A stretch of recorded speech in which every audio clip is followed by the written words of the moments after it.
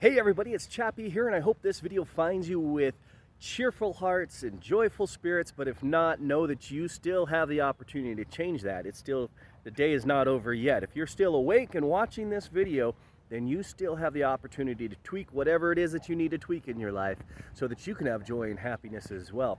So I'm standing in front of this beautiful old church. This is Sacred Heart Church, and it was built a long time ago, more than 100 years ago. And the reason why I'm standing here, I love old places. I love old architecture. And I love to imagine what that must have been like for somebody to see nothing and say, you know what?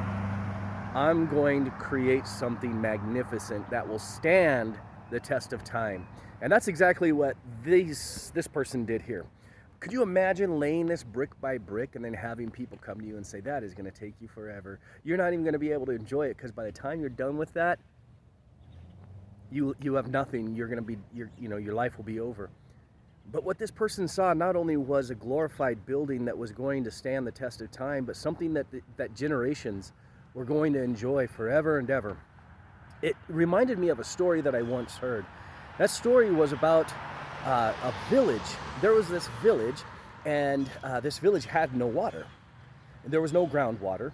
But about 1.5 miles down the road, there was a lake, a freshwater lake, and the water was good. People could drink it.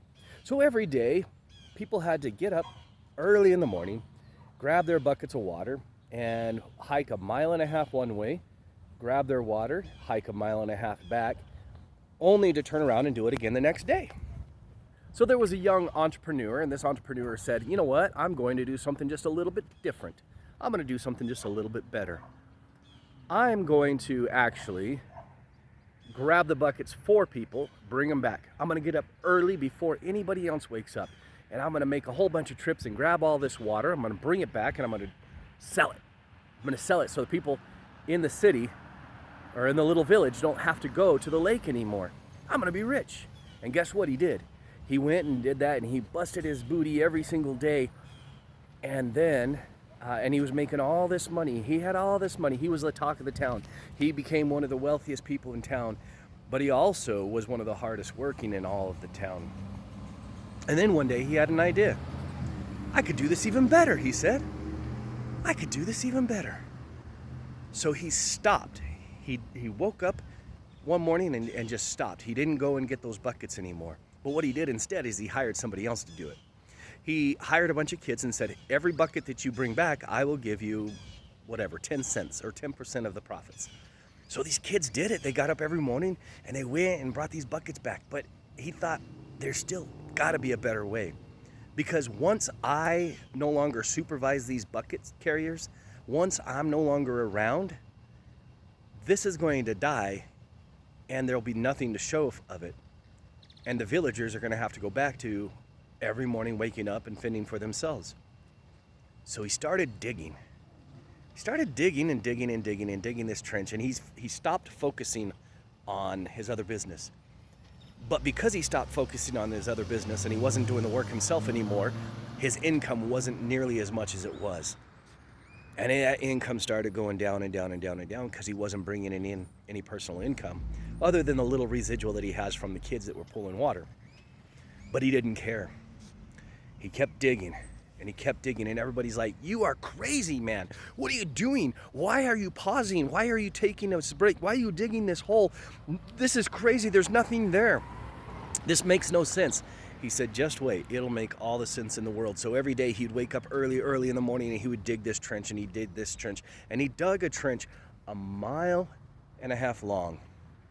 And then he started laying down pipe, and he put this pipe in this trench 1.5 miles all the way to the lake. And then he covered up the trench, he covered up the pipe, and all of a sudden he pulled the valve from the lake, and water flowed, and it flowed right to him, and he controlled the tap, right? So he didn't change anything about what these people can do. The people in the village could still go and get their tap water if they wanted to, if they didn't want to pay him. But now he had a pipeline system. He had money that can come in 24/7 without really any additional effort. Now, he busted his butt in the beginning, digging that trench, laying that pipe. Oh, he's almost starving to death because he didn't have the money that he once had, but he had a vision and a dream. And now the villagers didn't need to rely on anybody running and grabbing water either. They could come to him and he could fill their buckets from the tap. But then he got another idea and said, what if I was able to connect my pipeline of water, fresh water, to these homes in the community and just charge a small fee per usage?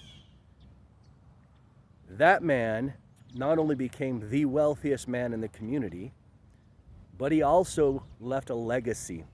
He left a legacy for his family, something that continues on for generations and forever, right? He also blessed the lives of so many villagers who now only have to pay a small fee for the time. They no longer have to spend hours upon hours every single day trying to get water.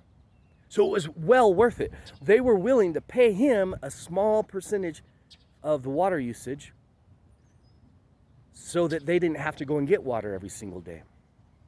Guys, what I'm telling you is that, you know what?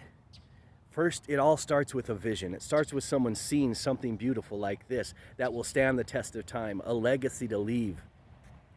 And then it's the hard work. No matter who tells you you're crazy, and no matter how much you think you're about to starve to death, if you stay true to your vision and you put in the work, it'll pay off, and you will have a building that stands hundreds of years to attest to the greatness of your brilliant idea. And now many, many, many hundreds of people worship in this building, and their lives are blessed, and their lives will continue to be blessed as long as this building stands.